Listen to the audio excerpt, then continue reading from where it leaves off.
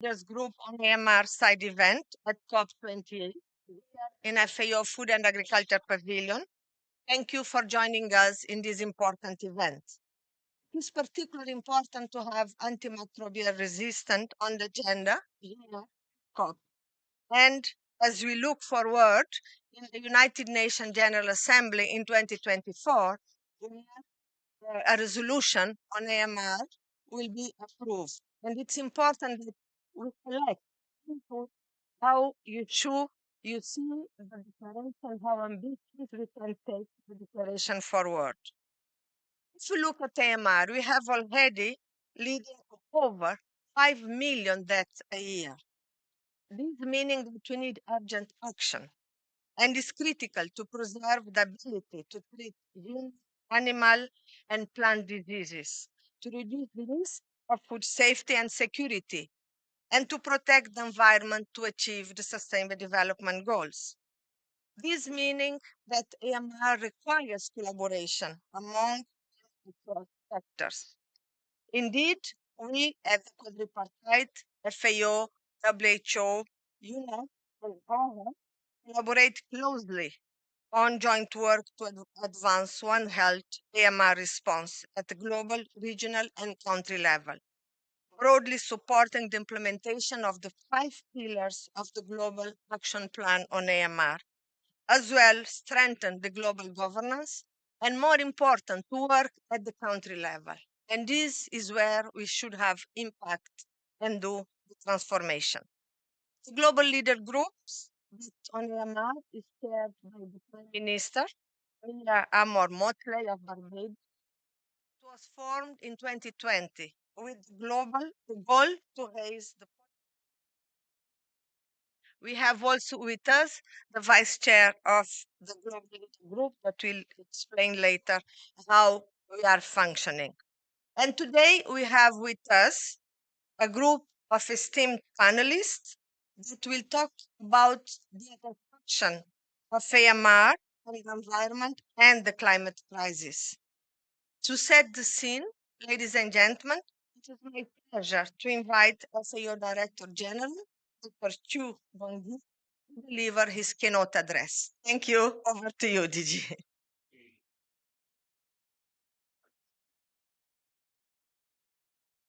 Thank you, especially co-chair from Malta.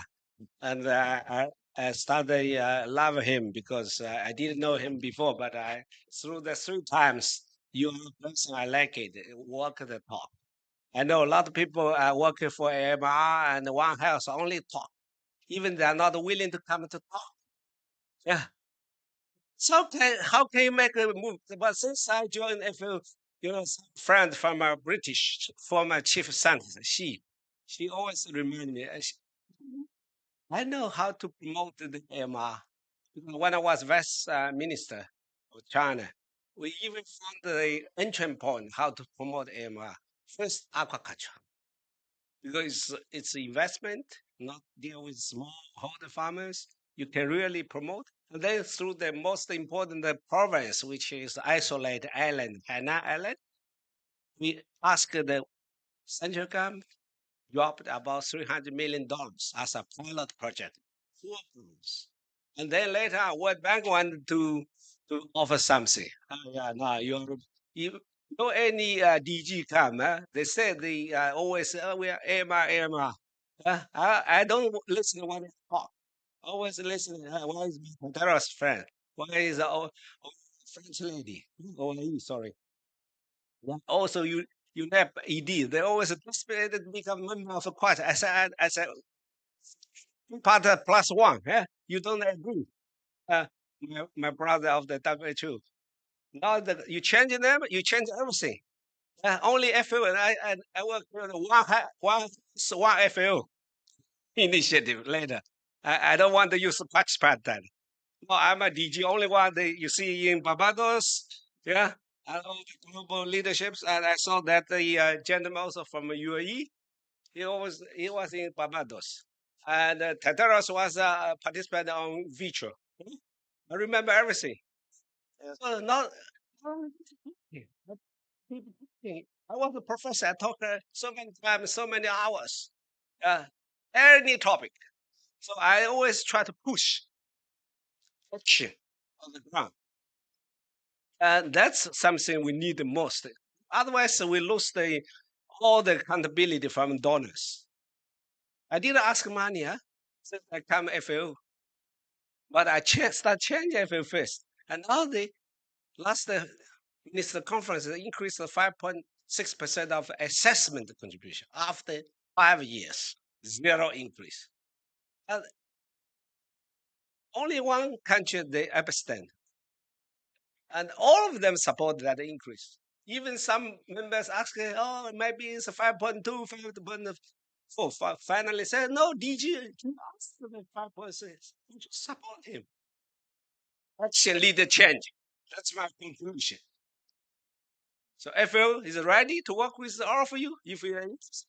If you're not interested, I will work alone. Thank you.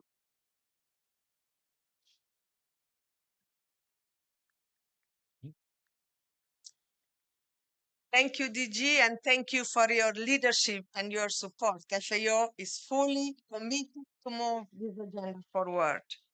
Now, let me introduce the members of the panels. We have with us, as the DG mentioned, His Excellency Chris Fern.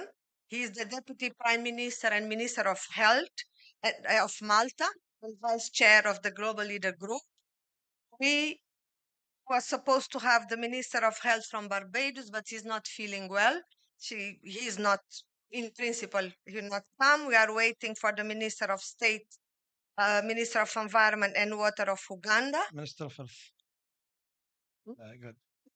And also, we have with us His Excellency Mohamed Musa Almeri, Assistant Under Secretary for the Food Diversity Sector, Minister of Climate Change and Environment, United Arab Emirates, also member of the Global Leader Group.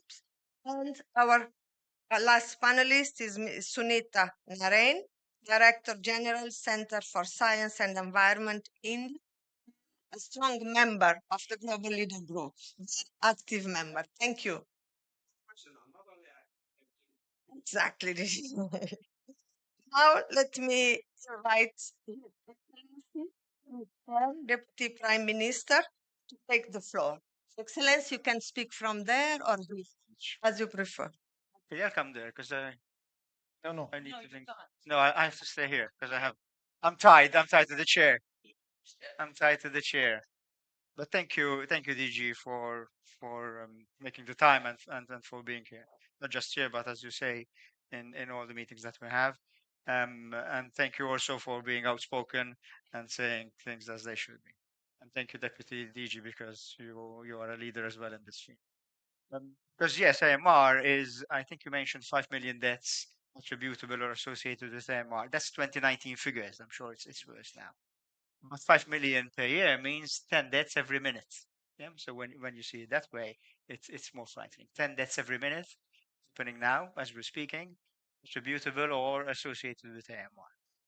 So AMR isn't something that will happen if we don't do this. It will happen in 10 years' time if we don't do that. It's something which is happening now. And we're already late. 20% of bacterial infections in in Europe, I'm quoting this because these are the figures that I have from Europe. 20% of bacterial infections today are already resistant to antibiotics. So that's one in five infections. And if things don't improve, by 10 years' time, 90% of hospital-acquired infections will be resistant. It means that we will have to shut down our hospitals. So AMR is something that is happening now, and that's just humans because, as the DG is saying, it's across the whole One Health spectrum. So humans, animals, plants, and the environment. Um, and of course, besides the burden of disease in humans and the economic fallout from AMR, we're also talking about food security here. So the big risk of food security, because if we don't have the medicines to treat our livestock, then that is big, and we're moving that way as well. So AMR is something that we need to look at today. Now, the government, the president of the United Nations General Assembly has just appointed Barbados. Welcome, Minister. How are you? Has just appointed Barbados and Malta to be co-facilitators for the high-level meeting on AMR, which is happening in New York next year. You okay?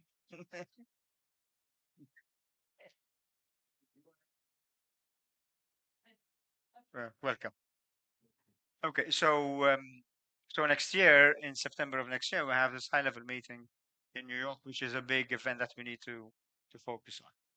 We have to make sure that this is one step in a long road. So um, we mustn't go away with the idea that the whole AMR problem will be solved during the high-level meeting in September.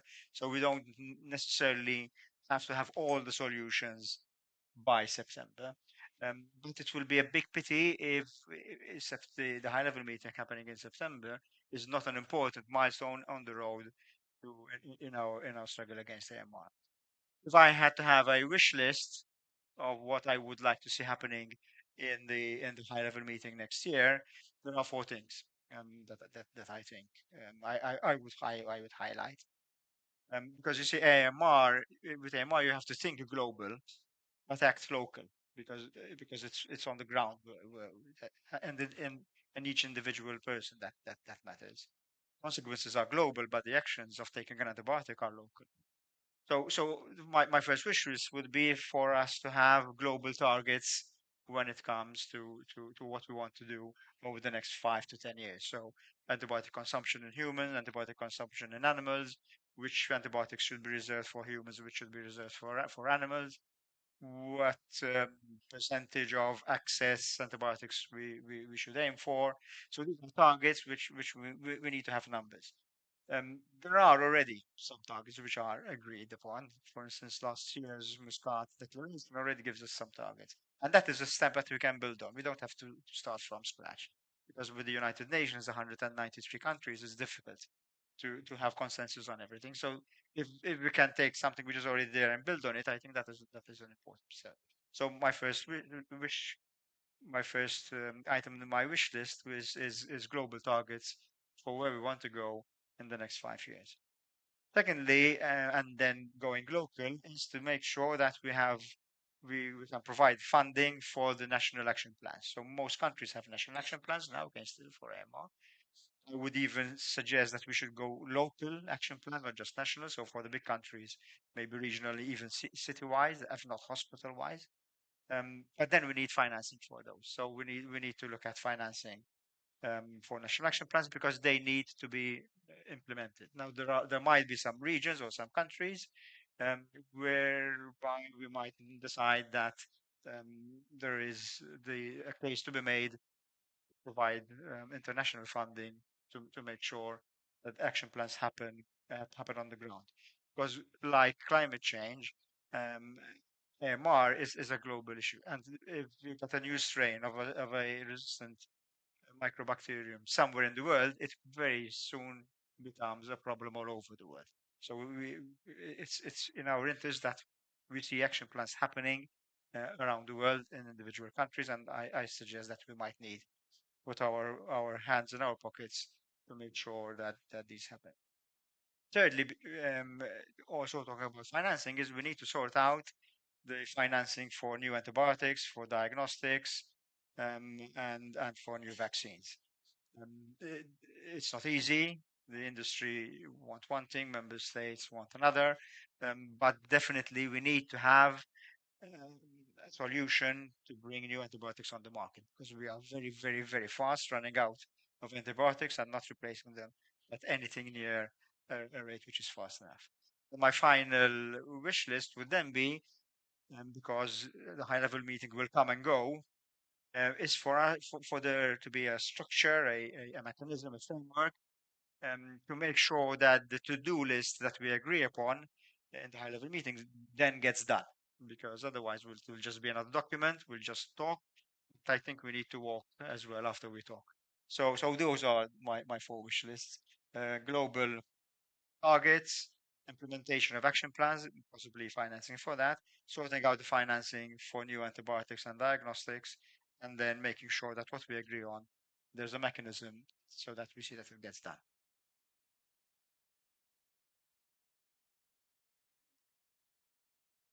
Thank you very much, Your Excellency. I would say, as you said, we are late. It's time to act. Our wish list for the General Assembly next year: act local, funding at all levels, and also research. I think when you said about new antibiotics, new vaccines, how really to invest in research, and how to get it done, how to implement the declaration. Now it's my pleasure to invite Her Excellency Beatriz Atim Animar, Minister of State, Minister of Environment and Water of Uganda, also member of the Global Leader Groups. Do you want to speak, Excellency, from there? And our speaker here from the podium. Go there. Over to you. Now, talk about your vision for the. And I don't need this. Thank you very much, Your Excellencies, Your Excellency, the Deputy Prime Minister and the Minister of Health and the Vice Chair of the Global Leaders Group. Your Excellencies present, I don't know the protocol there in my colleagues on the Global Leaders Group. It's a pleasure to be here, ladies and gentlemen. I'm Beatrice Atimanywa from Uganda, State Minister for Environment. Many know me as Mama Mabira. If you Google, in the world, there's only one woman who's the mother of trees and the mother of human beings. Mabira is one of the biggest forests we have in Uganda. Because of the activism conservation, I was codenamed the mother of protecting trees. Excellency, my apologies that I came a bit late. I was in a meeting and I kept on running and getting lost. Sorry to keep you waiting. I'm here. I'm also a member of the Global Leaders Group. And thanks to His Excellency, Her Excellency, the Right Honorable Prime Minister, Bedus, Madam Mutli, who spotted me to be part of the team. My regards to her, and I look forward to seeing her go higher than where she is. It is our time. Your Excellencies, in Uganda, we have realized the effects of antimicrobial resistance. And as a member of the Global Leaders Group, we were tasked to get up a team that we can have this conversation going on. We have had various meetings. A week ago, we were able to convene with fellow ministers, convened by Minister of Health, the Minister of Agriculture, I was Minister of Environment, and we had academias, researchers who came together, and the members of parliament and committees of health. As a country, we have realized that it is indeed a very big problem, because if we don't talk each other and approach this problem of antimicrobial resistance under one health focus, we're going to lose the battle. It's not about agriculture, it's not about health, it is not about environment.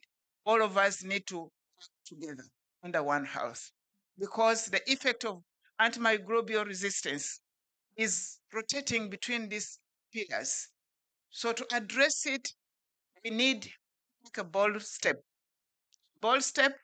that each of us does their plan and the effort to stop it. But we also need to be talking to each other, because what starts in animals, or what starts in health, human beings, goes also to health and ends up in the environment, and vice versa. because what goes in the environment, contaminated, goes through again food to human, and then even animals. So it's a very good opportunity that we come to COP28 to tell this story. The world must know that we are sitting on a time bomb. It is indeed a big challenge, but if we don't address it collectively and now by encouraging our scientists to deeply involve themselves in research on how we can disconnect this menace. If we don't put money, funding to where it matters now, we shall lose the battle. And once we lose the battle, either you knew about it coming or you didn't, you will suffer it, you and me. So that is the message we have come to COP28 to tell the world. And we encourage everybody to do their part. The challenge which I always tell audiences that I go into, including the one last week when I addressed our own people in Uganda. Yes, we are talking about the science language. Majorly, the scientists do a lot of work, bury their heads and time in the laboratories. They're talking to machines. And the language which comes in can only be understood by fellow scientists. It is high time we realize who are those who are going to implement this? Who are the beneficiaries of the long-term research you did? Can we have this simplified? Can the ordinary person understand what the scientists are talking about? For ease of implementation. That's my passionate appeal. You bring everybody on board. The biggest beneficiaries and victims are those who are not scientists. Fourthly, on that, I think we also need to make a passionate appeal to all those who are involved in bringing these antibiotics, the pharmacists in this world. Now that it is clear, it has the biggest side effect under the antimicrobial resistance. Let's put on a face redeeming the humans, the animals, and the plants. Because if we turn a blind eye and we look at the profit, we manufacture more of them. Because of the ignorance of non-scientists, they continue consuming it because either overdose or misuse. Because in Africa, in my country, we go on the counter and say, can I have some paracetamol? Can I have, we know all those names of the biotics, but how to use it or how to access a doctor to tell you, please take like moderately. No, everybody seems to be saying, I know what to do. We are experimenting in our lives. The effect is what we are seeing. So it's not about how much we are going to sell and get out of this antibiotics. It's about saving lives in humans, in animals, and eventually in our plants. The mother nature, we are here for effect of unusual situation. If we don't calm this, it means we are also contributing to that. The antibiotics are going to kill the mother nature, which is supposed to give a solution to why we are convening here, COP28 and subsequent COPs. We have been running around. Can we act positive now? Can the voice be one that, colleagues, it's time we put money where it is supposed to be done. And the scientist simplifies it for us to implement it easily. And we take responsibility and ease the effect of antimicrobial in our society. God and my country. Thank you.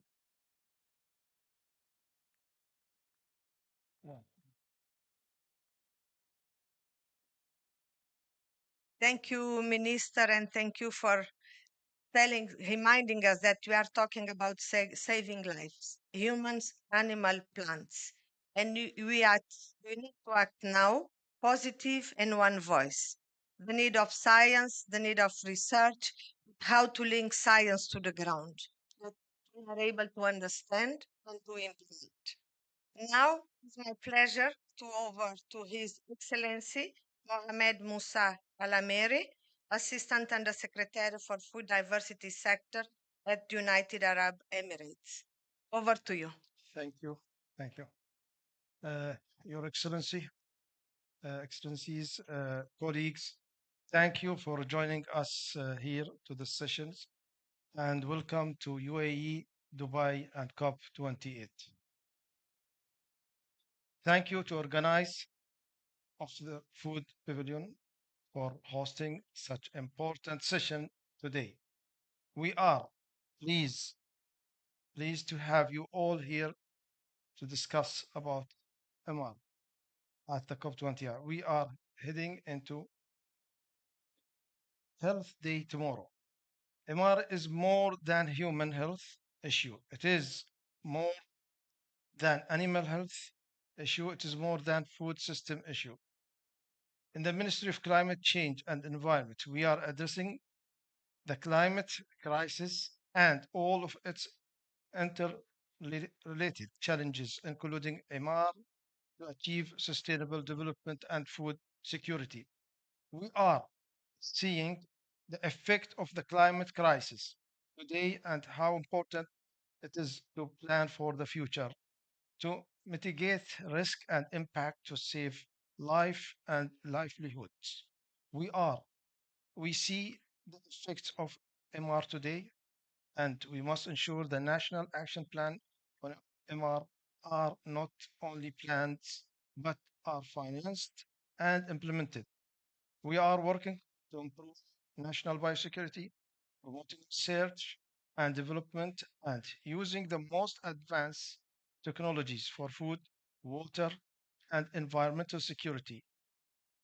This must include addressing MR because MR is a threat to food security and food safety, infection prevention, control, and good husbandry are fundamental to maintain and improve animal health and welfare in agri-food system.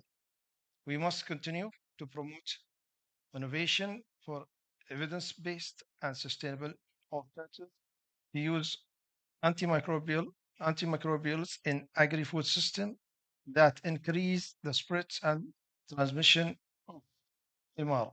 We must also ensure effective governance and oversight of the sale and use of antimicrobial, including multi-sectorial approach to regulation.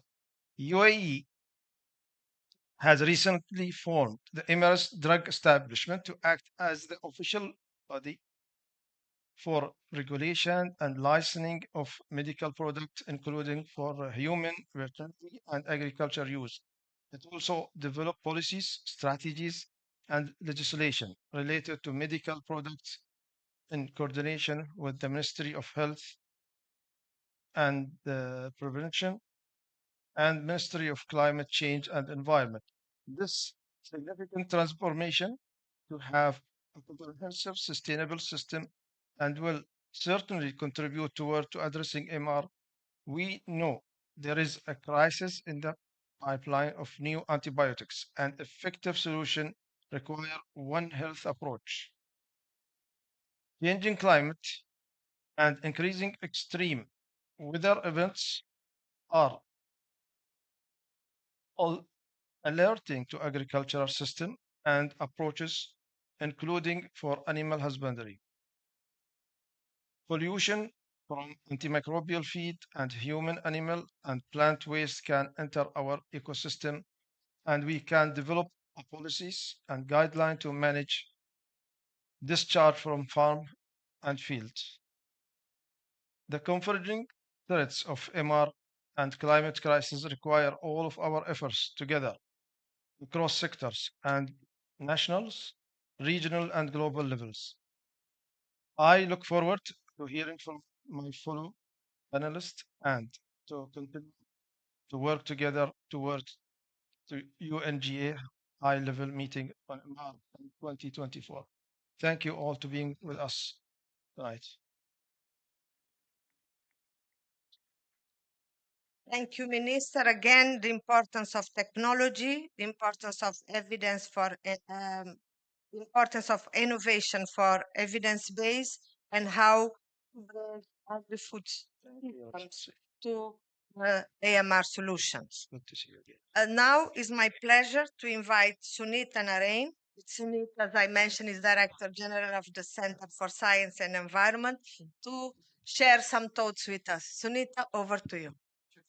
Thank you, Maria, and thank you very much for organizing this and for the leadership that FAO is giving us on AMR. Thank you.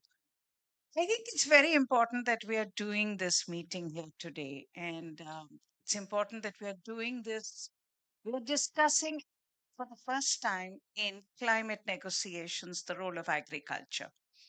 It's an issue that we know is important, but it has also very tough issues involved in terms of its solutions. And that's why it's an issue which creates divisions between countries, between negotiators, and it's been hard to bring on the table.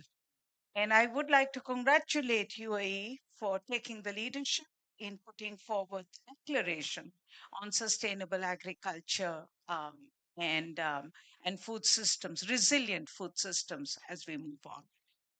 Now, this is the context for us when we look at AMR, because looking at AMR, you can't take it out and just talk about AMR. You connect AMR to production systems, to livelihoods. And at the heart of AMR is the issue of agriculture, of food producing animals, because that is where antibiotics are being used. That is where we are seeing more and more waste out of poultry farms, out of aquaculture, as DG about, out of animal farms, beef producing farms, in crops that we are growing. And that is leading to resistance in bacteria of that. And that really brings us to the issue of climate change, brings us to the issue of biodiversity. It is the question about how are we going to, and if I may say so, agricultural system of the world in the future. I'm sorry, DG, it's slightly harsh, but it is important to be able to focus to this and to talk about how do we move ahead. The system of the world that we have worked on till now has provided, yes, food for us to eat, but it has come at the cost of the environment. It has cost also of smallholder agriculturists. It has come at the cost of nutrition, which is a connection with health. And of course, it has come at the cost of the intensification that it demands. And because of it, you use antibiotics to be able to either as growth promoters or to improve productivity. The intensification of the agricultural system, which there is no doubt has given us food security, but at a cost. The question today with climate change, with biodiversity crisis is what do we do? How do we move ahead?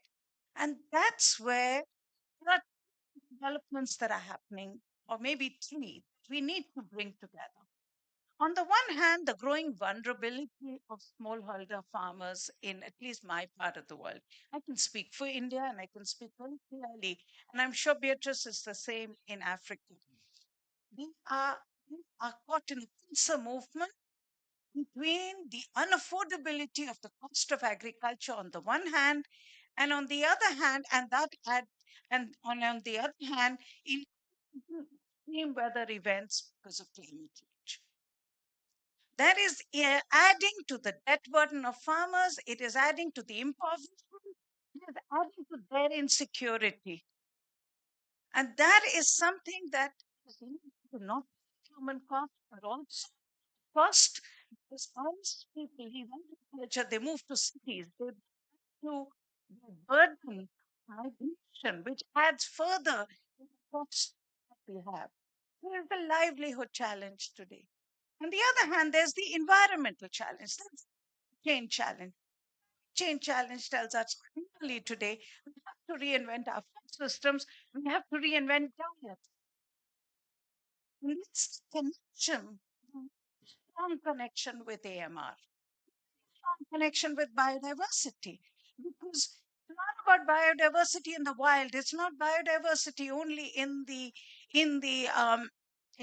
banks. It's biodiversity on our planet. It's what we eat. It's the value of the food which is biodiverse, which is nutritious, which comes from farmers who have to first put in huge amount of money, add to indebtedness because of chemicalization. And so there are opportunities here. There are huge opportunities. And I think that's where the leadership of FAO, because in terms of the food, agriculture, AMR connection, it's really about embedding that conversation in the context of how do you do sustainable, climate resilient agriculture. And say so, should not fall into another trap of just being smart, but not being smart on the ground. Because our farmers really deserve much more than this. So I think that's where GLG and the role that GLG plays in terms of providing those linkages, those interconnections between the environment, between food, between animals that produce food. And of course, the most important is climate change, biodiversity, and of course, livelihoods and nutrition for people. Thank you very much. Thank you, Sunita. Thank you for bringing other elements of this discussion. The question of livelihoods, the question of vulnerability, the smallholder farmers, the linkages between food systems and health of plant, animals, and also environment. I think after listen to our four panelists, five with the DG, I would like to open the floor to our participants. If you have any question, any comment, please go ahead. Introduce yourself. The micro, do you have? There's a mic here as well. Thank you, Minister. Good afternoon. My name is Hong Nguyen, leader of One Health Program of International Livestock Research Institute, INRI, under CGIAR. I think that is the first panel for me to see the high concentration of minister in this room together with our DG from FAO and DDG. So I'm very impressed by the discussion. I just want to make a point, rather a comment, a question. I think that, AMR is only one areas under the One Health we are talking about. I'm very positive to see the quadripartite and so on, and the DG. You make your job from the beginning. That we need, we talked a lot, but we do little. That's very true.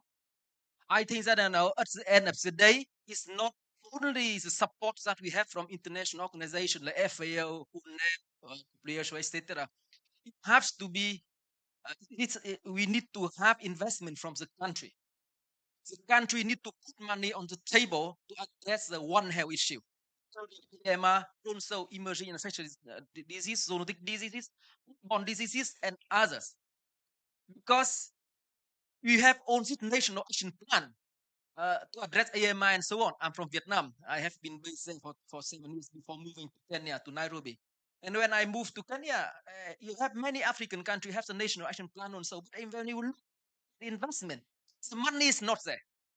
So, we talked about financings. I hope that many ministers are here. INRI, we work on Bidin Uganda with you. I think that you work over there. We look at the resource invested in implementing the national action plan or whatever you call in One Health, and the money is not there. So, in short, we need money not only from international level. Climate change is important. International organization is important. Country have to put on a table, money on the table. Because if they don't see the One Health as a priority for the country, so the money is not there. DG of FAO together with Monique and you implement all this plan. If you cannot force country to put the money, right? You provide guidance. we need more incentive and motivation for our country, and you are own minister. So yeah, I think that you can help for that. Yeah, the Minister of Environment, right? Health okay. So financing and resource important for me. I think that is really the key point. Okay, thank you. Any other comment or question, please?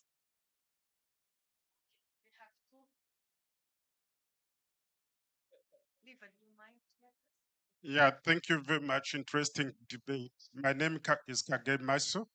I'm the Director of Environmental Health and Biodiversity Impact Area Platform of CGIAR, a colleague of Ang.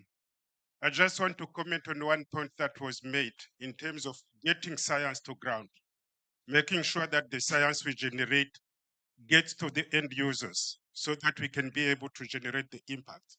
The area behind the impact platforms is to make sure that similar to the side event we are having here, we have opportunities in the different countries to sit together, understand what works and what does not work, what science provides us as evidence that can help to inform the policy decisions. And once policy decisions are made, make sure that we operationalize them. Just as a joke, I used to work as a regulatory officer in my previous life. And what happens, you develop good policies, as Han was saying, you read it, you have the best of the world in terms of solving the problem. Then when it comes to operationalization, it becomes a challenge. My invitation is really to invite everyone who is interested in the issue of One Health, environment, biodiversity, to join the impact area platforms so that we can sit together and see really with clear evidence the impact the science is making and the investment, where the investment is going and whether it's generating the right impact. Thanks for the opportunity. Thank you. Thank you very much for those questions. The last one. Thank you very much. I'm Marta Maserdotti, and I'm a member of the International Association of Students in Agriculture and a member of the International Veterinary Students Association. And I had a question for you. I've noticed, not just in this meeting, but overall at COP, that we've been talking a lot about sustainable food systems. We've been talking a lot about the importance of a global health approach and a One Health approach.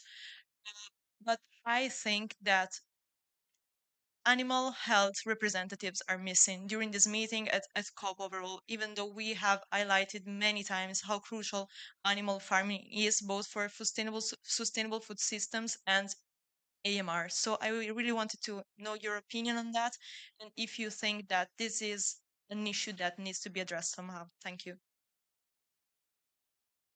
Okay. We have one more. Okay. Sorry, I was looking at the for the right side. Over to you. I'm Nusrat physician from India, currently doing my PhD in environmental and occupational health. So my question was regarding financing as well. What's the proposed financing mechanism for the political action? Is it going to come from loss and damage, or the 1 billion that was committed today? How? Thank you. Okay, thank you. Let me give the floor back to our panelists if you want to comment Sure. globally, any particular. And I would like to ask you to conclude what your message to UNGA, what you want FAO and the quadripartite will take to UNGA. Thank you. Over to you, Minister. Thank you, and thank you for all the questions. And the quadripartite, of which the Global Leaders Group is the advocacy voice, is made up, besides WHO, FAO, and UN Environment Program, also by the World Organization of Animal Health. So there is that. As the DG has rightly said, there are various varying levels of commitment. Sometimes some other people come, sometimes you come, DG. So it's not always the same people who are there. But the biggest forum is, of course, the United Nations General Assembly, which is why we are so eager and to get the high level meeting, next year's high level meeting right. Now, what's happening at the moment with the high level meeting is that we are now finalizing what are called the modalities. In other words, how who gets invited, who speaks when, at what level, what NGOs, etc. So that is being finalized now for the high level meeting, which will happen in September. Then in March, April, there will be stakeholder meetings where everybody gets to get to say. The whole point of this is to have a political declaration which comes out, which is agreed upon at the high level meeting. Now the risk is, and we've seen there's so many variation across the world. And Sonitos and Beatrice very rightly point out that the smallholding farmer is very vastly different from multinational food producing companies, which have completely different agendas. And yet we have to bring all this into one political declaration. And the risk will be that exactly what happened this year with the political declarations that came out of the high level meetings is that to please everyone, we please no one. And it's meaningless. And if you ask me what came out of this year's high level meetings on tuberculosis, um, pandemic preparedness, and universal healthcare, I will tell you I don't know. So what I would like to see, besides my wish list, if I may, Okay, sure. is to focus on things which we think we can work and which we think we can have buy-in from as many people as possible, rather than go for everything. As I said, the high-level meeting is an important step, but it's not the end of the journey. It's an important step of the journey. We don't have to do everything. We don't have to agree on everything by September. Let's agree on what we agree on, and then make sure that we do that, so that by this time next year we will have goals and a strong to-do list which we all agree on, and then we can implement. So that is my take on how to go forward with tackling AMR over the next 12 months or so. Okay. And Sunita? I would like to Okay. answer the question on livestock because I think that is a very important issue. And I think we need to look at the livestock issue much more carefully. And we need to understand it as well because, from a climate perspective, as you know, it's about the health, it's about methane. Um, and it is something that is also very contentious in my part of the world. Livestock is livelihood. Um, and we therefore we say that it's about a survival emission versus a luxury emission. On the other hand, we know that livestock economies are critical for farmers, and they will need to be rethought of in terms of diets of people. So it's important. From an AM perspective, it's even more important because the maximum use of antibiotics is in food producing animals. And in our part of the world, challenge is we want to use the waste, or I wouldn't call it the waste, the material that comes out of our farms, the dung that comes out, the straw that comes out, and put it back on the land. And that recycling, reuse of materials is only possible if it's not contaminated. So those challenges are the ones that in our world need to be discussed, sorted out, looked at, and from a health perspective to come in. And I'm only giving you this long answer to say I completely agree with you that I think even today, even though agriculture is being discussed, we're not discussing livestock enough. But if I may say so, we are not discussing livestock enough because it's about a very tough issue which involves very big players who have very large farms for beef and for other materials, pig, beef, and they don't want to be held to account. You can hold small farmers to account, but it's very tough to hold the big to account. And it also involves all of us because we don't want to talk about diets. So I think those are the issues that will need to come in. So thank you for raising it. Okay. Minister Beatrice, any comment from your side? Thank you very much. I'm really comforted that this topic is of interest across board, and the issues raised by colleagues, some have been already alluded to. But one thing we need to be sure that one, AMR is here with us and is a danger. Once you have a danger in your house, you don't wait for the neighbor to come and move it from your house. You struggle to ensure that you are pushing it out. Then the neighbor will get you along the way. So I want to draw the attention of all of us that we start from where we are. Uganda, as a country, we have started tackling it from the police end. These antibiotics, which are coming into the country for animals, for human beings, even for those which go into on our farms, we have already put a torch around it because we are seeing that it must be sieved and controlled. Two, we have committed ourselves as a country. We have put ourselves on how to tackle the climate change. The AMR is part of the problem of climate change. It accelerates it. It has been with us, but maybe the ground was not fertile enough for it to flourish.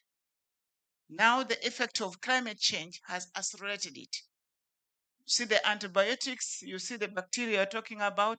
In some places, they were not finding a home, they were not comfortable to multiply. I'm talking in a layman's language, not in a scientific side. I'm not a scientist. So you find that we must put together, when we come to COPs like this, what we are here is to start the voice that AMR is not in isolation of the effect of climate change. This should be also clear path we are taking. And maybe it will connect with a student's question here. So when we start such a journey, I've just come from another launch. We launched Kampala Declaration. We said there's climate change induced migration. People used to think migration was because of political instability, but now migration can cause instability. When your place is flooded, when wildfires destroy your property, when water levels rises, you have nowhere to go, you are so much impoverished, you are forced to move. So migration induced with the climate change is now coming on the nation. We launched it. We started from Kampala. I want us also to walk this journey. AMR with effect of climate change must be paired. There should be a nexus to this. Then we don't expect to get money as we are talking. We want the world to know. We are here to amplify it, to tell the world that AMR is a problem, is a time bomb.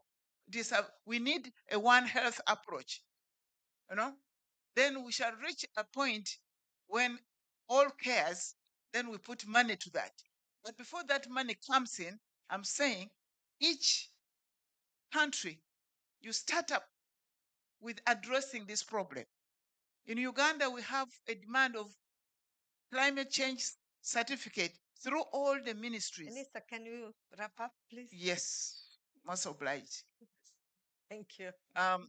We have that, and I want to encourage that. We start from where we are, plan for it, budget small. Effect of climate change has cut across all our budgeting. And One Health approach is already bringing all of us together. We are involving our students. We have student bodies which are dealing with AMR, and we want them to tackle it through the institutions of learning. And I think when we approach this, each year we come for such gathering, we amplify the voice of the dangers of AMR. I conclude by thanking the UAE for a very warm welcome in your country and a superb preparation for COP28. We look forward meeting you in the next COP for God and my country. Thank you. Thank you. Minister Alamiri, any comment from your side? Yes, just a few words. I don't have Okay. much actually after my panelist colleagues. Just I want to emphasize on the efforts behind bringing the Emirates Declaration for Food System Tolerance and Sustainable Agriculture and Climate Action is very important. That it's the first time in the COP history that this being centralized and being brought for discussion. And it's all about food security and agriculture. And this will lead us to finance research and development in MR. Started the donation, as all of you heard now, millions being now being pledged from different organizations like Bill and Melinda Gates Foundation and others. So, and CGR actually are the main research firm or organization, okay, will be leading on all this innovation and research and development, which include, when I am saying agriculture, it's mean agri crops and livestock also. This is what I want to say. And thank you, DG, to be with us tonight, and all, and Assistant Prime Minister to be with her, and looking forward actually for any event for MR in UAE ground. Thank you all. Thank you. Ladies and gentlemen, our event is now coming to an end. Thank you to our panelists. Thank you to you here connected online. And to close this event and give us your perspective, I'm pleased to give the Director General to say some words. Over to you, DG. No, you see, I'm serious. I was scientist, so I always appreciate, even I give one student listen to my lecture, also I appreciate it. But I always, quality is important. Not only quality of life, quality of meeting. This COP28 will be remembered in the history of the COP. Bring the agrifood and all the related issues on the big stage. And because many years COPs, yeah, they're good in somehow. But if you don't look at the agrifood and rural development, I say it's not enough. So I really salute the local organizers, UAE, and Maria, Minister, and with his technical support to make the agrifood system and related issues, research and the investment on the stage. It's not easy. Yeah. And always we say in Chinese, you want to become 1,000 times of guest, but never to be one time of host. So that's one. Second, when I listen to all of you, three things are important always. Research. Research not only challenge questions and challenge politicians, and you also offer the solutions. Because, and then the scientists be respected. Politicians make a decision, of course, and then they bring the investment come. So that's the way. First, science-based, data-based, evidence-based. That's why since I came and we had the first ever in the history of FAO, we had a sustainable livestock transformation conference. People avoid the talk. The lady you mentioned. No, we need more meat, more animal protein. Should be very clear. He is from Europe. All the kids in Europe, in general, they have no problem access to the food and availability and affordability. They can have a cup of milk every day and one egg or a day. But look at the other developed countries. I'm a FODG on behalf of developed countries more than developed. Sorry. Because I don't know, when you are kids, you are childhood, you have enough milk. I still know. When I was a kid, I never drink milk. So we need more animal protein. Meat is eaten. And how? Science, investment, enable policy. That's three elements. So we needed this politicians, scientists, and the investors work together. Last but not the least, what is the role for the FAO or international organization, UN? We have no power. I always share the same opinion with Antonio Guterres. He was a former prime minister. I was a former governor and a former minister in China. We know what it means power. FAO, WHO, and UNEP or others, we have no power. But what is the role we can? We build a solidarity. We build the coherence. We build the public awareness. And then let the members, investors take the ownership and partnership to change, to lead the change. So that's why I always use the scientists to push politicians. Yeah, we don't have power. We don't have money, but we can do more. Yes. That's why we we are prepare ourselves to lead the 21st General Assembly. Before that, we need your support. We need a lot of debate, especially challenge politicians, challenge the investors. And it's not a matter of agri-food production. It's a matter of your health. It's a matter of health of the planet. It's a matter of generations to come. We need passion. We need a passion, but we need action. Thank you. Thank you. Oh, let's have a group photo.